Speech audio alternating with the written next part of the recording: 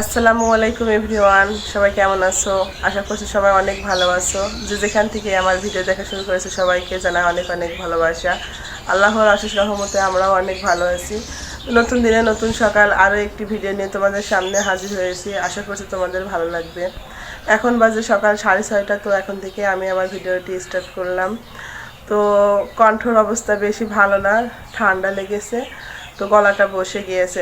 কয়েকদিন ধরে রাত্রে যে পেঁয়াজ কাটা হলো না, রাত 10টা 11টা 12টা পর্যন্ত পেঁয়াজ কাটা হয়েছে, তো এই কারণে মানে একটু ঠান্ডা লেগেছে, তো গলাটা একটু বসে গিয়েছে।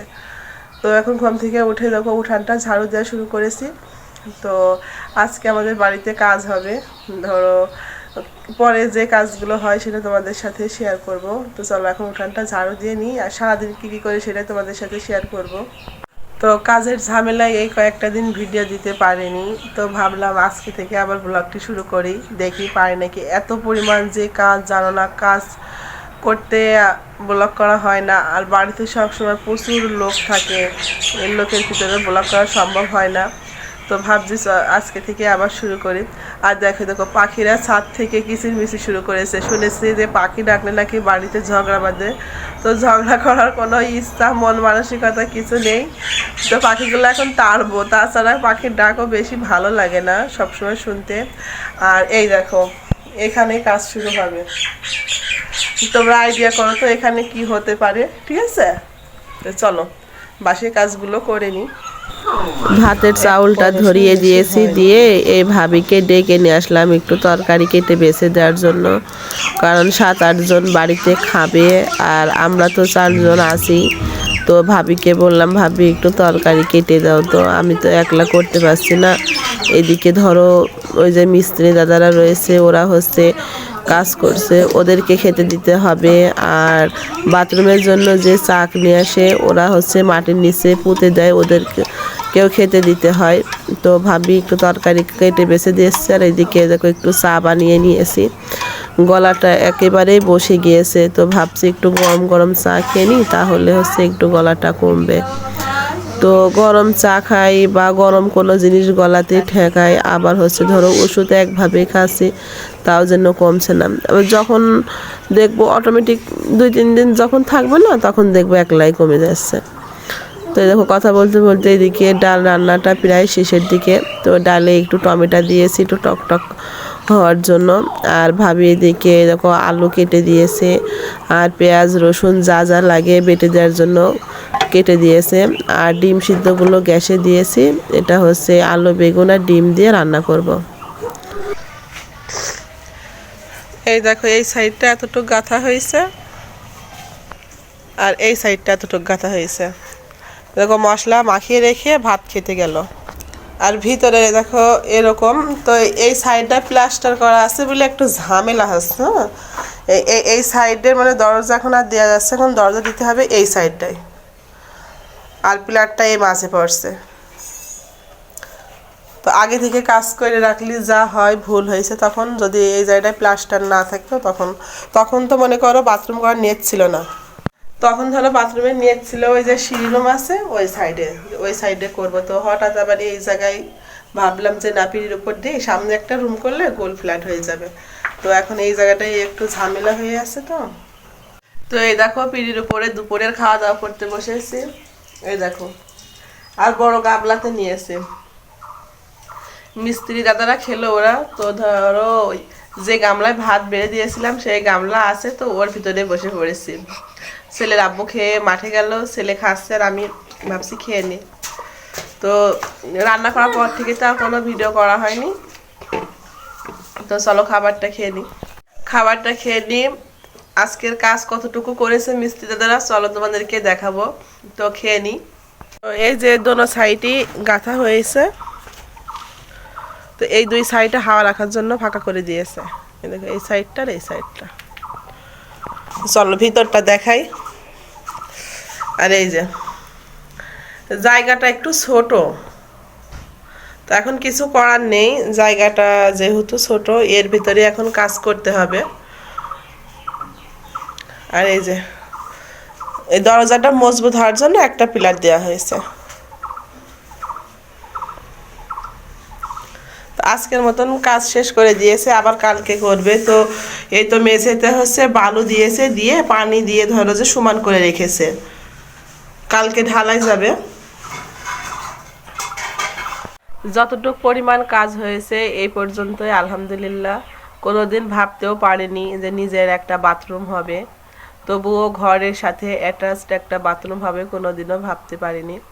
আমরা মধ্যবিত্ত ফ্যামিলি, স্বপ্ন থাকে কিন্তু স্বপ্ন পূরণ করার মতন সাধ্য আমাদের থাকে না, তবুও চেষ্টা চালাতে হয়। চেষ্টা চালাতে চালাতে যত দূর যে পর্যন্ত আমরা পৌঁছাই সেই পর্যন্তই আলহামদুলিল্লাহ আল্লাহ যেটা দেয় সেটাতে আমরা খুশি থাকি।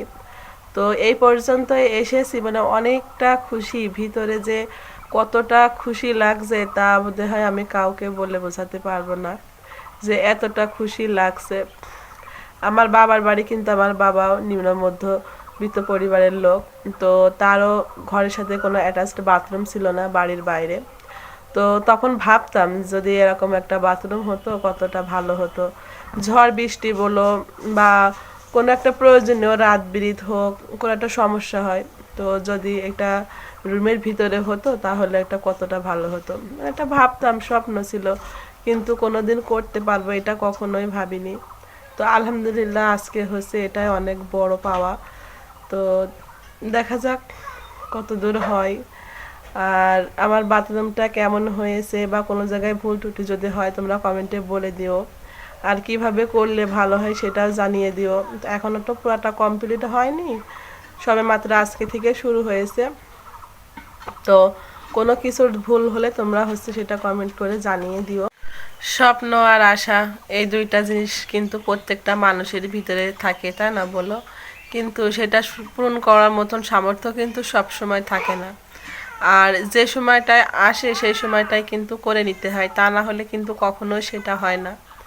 তো এটা করতে পেরেছি, আল্লাহ তাআলা এটা করার সুযোগ দিচ্ছে, এটাই আলহামদুলিল্লাহ, আল্লাহর কাছে অনেক অনেক শুকরিয়া। আমরা কিন্তু অল্প পেলে অল্পতেই খুশি থাকার চেষ্টা করি, কোনোদিন বড় কিছুর আশা করি না। ছোট ছোট আশা, ছোট ছোট স্বপ্ন নিয়ে আমরা বেঁচে থাকি, কারণ আমরা মধ্যবিত্ত। বড় কিছু আশা করলেও তো হয় না, এই জন্য ছোট ছোট আশা নিয়ে জীবনটা শুরু করেছি, জীবন সংসার দুটোই করছি। তো সামনের দিনগুলো যেন আল্লাহ তাআলা এমন করে কাটিয়ে দেয়, ছোট্ট আশা ছোট্ট ভালোবাসা দিয়ে যেন আমার সংসারটা ভালো থাকে। তো চলো দুপুরের কাজগুলো করে নিই, গোয়াল গোবর এগুলো আছে, এগুলো সেরে ঝাড়ু দিয়ে তারপরে হচ্ছে গোসল করব ধরো।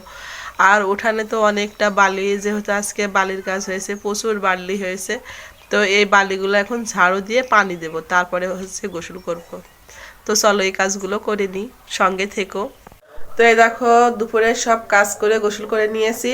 তো এই বাথরুমে গোসল করে আসলাম, ছেলেকেও গোসল করে দিয়েছি, দিয়ে ওকে তেল টেল মাখিয়ে জামা কাপড় পরে দিয়েছে, ও ওর দাদিদের বাড়ি গেল। আমার ফোনে চার্জ নেই, ওর দাদিদের ফোনে গেম খেলতে গেল। তো ঘর বাড়ি সব দেখো গুছিয়ে নিয়েছে। আর এই দেখো এই জায়গাটা ফাঁকা হচ্ছে, যেখানে যে টেবিলটা ছিল না, ওই টেবিলটা হচ্ছে ওই বাথরুম গাঁথার ওই জায়গায় মাচা করেছিল টেবিলটা দিয়ে, তো এই জন্য বের করে নিয়েছে। তো এখনো কালকের দিন কাজ আছে, তারপরে হচ্ছে টেবিলটা এই জায়গায় দেব। তো আপাতত এখন এমনই থাক, ঘরটা ধরো এলোমেলো হয়ে আছে, তো থাক এভাবে। এই দেখো রান্নাঘরে এসেছি, রান্না করব। তো বিকেলে ভাবছি এখন হচ্ছে একটু খিচুড়ি রান্না করব, আর হচ্ছে এই দেখো কয়েক পিস হচ্ছে গরুর মাংস আছে, তো এটা রান্না করব আর খিচুড়ি রান্না করব। আর সকালে রান্না করেছিলাম যে ডাল আলু বেগুন ডিমের তরকারি, ওইটা আছে, তো ওইটা একটু ফ্রিজে রেখে দেবো। আর এটা শুধু রাত্রে যতটুকু লাগে ততটুকু পরিমাণ রান্না করব, যাতে রাত্রেই শেষ হয়ে যায়। তো চলো পেঁয়াজ রসুনও একটু কেটে নিয়েছি, এই যে খিচুড়ি আর মাংসের জন্য পেঁয়াজ রসুন কেটে নিয়েছি, এখন ঝালটা কেটে নেব, নিয়ে তো রান্না শুরু করি।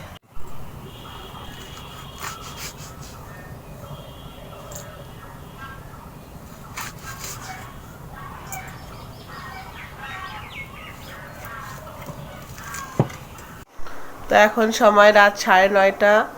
তো বিকেলে রান্না বাড়া করেছি, করে ছেলে মেয়ে আমি সবাই খাওয়া হয়ে গেছে। তো ছেলের আব্বু খায়নি এখনো, ও বাইরে আছে, ও বাইরে থেকে এসে তারপরে খাবার খাবে, ওর জন্য ভাত তরকারি বেড়ে রেখেছে।